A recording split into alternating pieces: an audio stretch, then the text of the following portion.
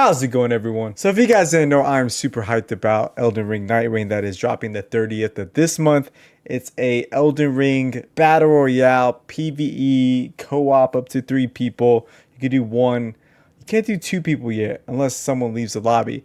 But they released a trailer. IGN released a trailer, a hands-on trailer of how Linveld changes from run to run. So we're going to watch this trailer. I haven't yet to see this, so we're going to watch this together. So without further ado, let's go. One of the biggest questions left over after Elden Ring Nightreign's network test back in February was, how will the world of Linveld change? Yeah, I've never seen that world before, the lava world. After all, Nightreign is, for all intents and purposes, a roguelite. And one of the core elements of any roguelite is a degree of randomness or procedural generation that ensures that every run feels just a little bit different.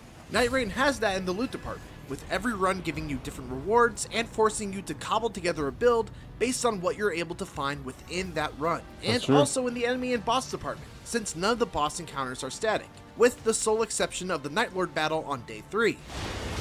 You get to choose your own Nightlord battle. Oh, they changed the UI in the map too. See how it changes from run to run during the network test. During my 2 days of playtime at FromSoft's office and over the course of about 10 full runs, I got my answer to that earlier question. Let's hear it. Here's how Linveld will change from run to run in Elden Ring Nightreign. I'm excited to hear how it's gonna change up.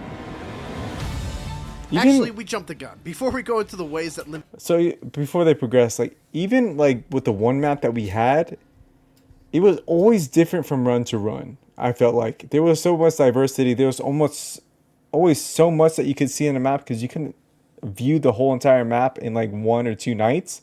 So you had to really pinpoint where you want to go. So just in that and how big the map was and the events that happened to occur while you played the game on that day changed up. So even one map didn't feel stale. I mean, I could see it feeling stale after a while, but having more maps, it's gonna be a blast. Linveld will change. Let's quickly establish what doesn't change. The overall structure of Linveld will not change. The shape of the island, the major geographical features, the positioning of cliffs, rivers, and lakes, all of these will be the same, barring a few major exceptions that we'll cover in just a bit. The locations of Sites of Grace, Everjails, the launching Spirit Springs, cave entrances and exits, the spectral trees and the wind currents, all of these are static and do not change location from run to run. There's also a giant castle that features exceptionally tough battles and big rewards right smack in the middle of the map that will never change. Everything else, from the locations of all the rest of the points of interest, the types of rewards offered at those points of interest, to the wandering mini-bosses and the bosses that you fight at the end of day 1 and day 2, are left completely up to chance. That said, there are 2 other huge factors that can completely alter a run. The first are world events known as Shifting Earth. Yeah, world events. Occasionally, before you even launch into a level, you'll be made aware that there is a Shifting Earth modifier in effect. In our playtime, the one we encountered was Crater, which transformed the northern section of the map, placing a giant crater in the middle and rivers of lava all around it. The enemies around and inside the crater are no joke, and wiped the floor with us when we first attempted to even get close enough to investigate the crater on the first day. But investigate it you should, and you should do so as soon as the second day begins, if you're up to the challenge. Exploring the crater took us pretty much the entirety of the second day, but when we did eventually make it all the way to the bottom, we beat a boss that granted us an epic rarity level reward by itself. Nice. But then also the unique reward of being able to take any weapon in our arsenal and upgrade it to the maximum level for free. That's badass. Ooh, I'm excited, man. It's a risky endeavor though, because in order to escape the crater, you need to use a bunch of spectral trees and ride the hawks from platform to platform as you try to escape, which will certainly lead to nail-biting escape sequences when you take too long in the crater and now must race against the clock to get out while the circle closes in around you. That's true.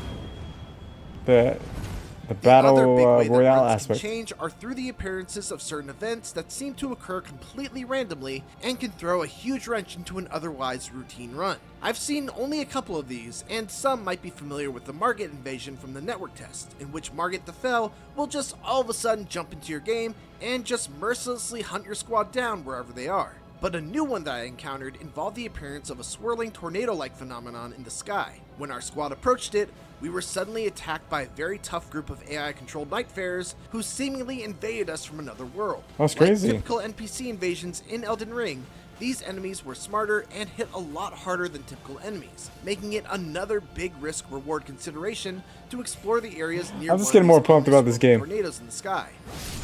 That's badass. The most impactful of all of these random events, though, was the appearance of a mysterious boss that would attack from miles away with mortar shots of level-sapping bugs. That's right, get hit even just once by these telegraph mortar strikes, and you lose a level. It's not even limited that's to crazy. just losing one. Get hit again, he'll take another level from you. Damn. The only way to get those levels back is to find and kill the boss by following the bugs to his hiding spot. Unfortunately, I don't have footage of this, nor do I know what the reward is for killing him, because by the time we found the boss by following the bugs, the circle had started encroaching, Oh, no. and we just wouldn't have been able to kill him before the circle killed us. I'm not gonna lie, it was pretty soul-crushing to have to just give up on those levels that he stole from us, and it really kind of doomed our run from day one. There are certainly more of these that I still haven't encountered, like the Forest of Corruption, the Madness Towers, and more that we see in the overview trailer released by From Software. Damn, it's I'm worth just- mentioning as well let's that get more if you pumped don't about this like game. the shifting Earth modifier that will affect the world, you can use the bed in the round table hold to sleep to either remove the modifier or have it replaced by something else. Oh, nice. As devastating as some of these modifiers can be, I'm nonetheless eager. So you get to sleep and it like resets it. It's kind of like you want it to be like day, night, like daylight, or like nighttime. You just sleep and you get to choose what you want. It's pretty cool. Really anticipate seeing more of them. They inject a healthy level of chaos into what otherwise might start to feel very routine, and led to some great emergent moments with high emotion between me and my squad mates as we raced to escape the crater, or I've fought that panicked dragon at an before. unexpected ambush, or felt true despair as we realized the levels that were stolen from us were gone forever. Moments like these are the heart of any good roguelite, snap. and hopefully Nightreign is able to keep them coming at a steady pace. For more of our exclusive IGN That's a good video. It's good to know how the nights are going to go, even though I played the playtest. But there seems to be so much more that's going to happen. When I played the playtest, there was a lot to learn. You definitely have, there's like a learning curve, like I said in my previous videos. There's a learning curve to Elden Ring. It's not just like normal Dark Souls games or Elden Ring. Nightreign is a different beast in itself. You really got to be quick, which is different from most, Dark Souls games. You're not speed running those games. You're exploring. You're enjoying your time. But this is kill enemies, get levels, get Estus Flask as fast as possible. Go to those churches. I haven't said this enough. Go to churches, guys. Go to your churches. Go get those Estus Flask bonuses because they are going to be so essential. That's one of the things I always did in my runs. I try to get at least 2 in the first day and then try to get the last one in the last day, or at least the second day, because I think there's 3 churches around the map that you can go to and get like SS Flask boost. I don't know, by watching this video I'm just more excited. I pre-ordered the game on PlayStation 5. I'm definitely going to be streaming this game, be playing with my buddies, because most of my buddies play on PS5 anyway. I don't think it's going to be cross-platform.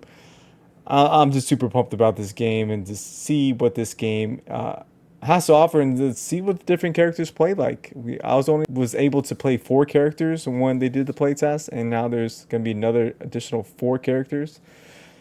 We haven't even seen gameplay from the other 2 characters. I assume one is like a Sekiro build and one is like a Sing build, maybe like Enchanting build. I don't know. I'm super pumped. What do you guys think? Are you guys excited about Nightreign? Are you guys excited to see what this game has in store? I'm going to keep you guys updated. I'll definitely be streaming this game at the end of the month. I have that Friday off, so I'll definitely be streaming this game. Just having a blast with this game. That's my plan. Push this game out. Let's have fun. All right, guys. Love you to pieces. Make sure you're good to yourself today, because you know why? Because you deserve it. We all deserve it. Be good to yourself. Don't be so hard on yourself. Tomorrow's a new day. Let's kick some ass when that day happens, and let's keep pushing forward. Give a like, give subscribe if you enjoyed the video. It means a lot to me. You guys are the absolute best. Till next time, peace.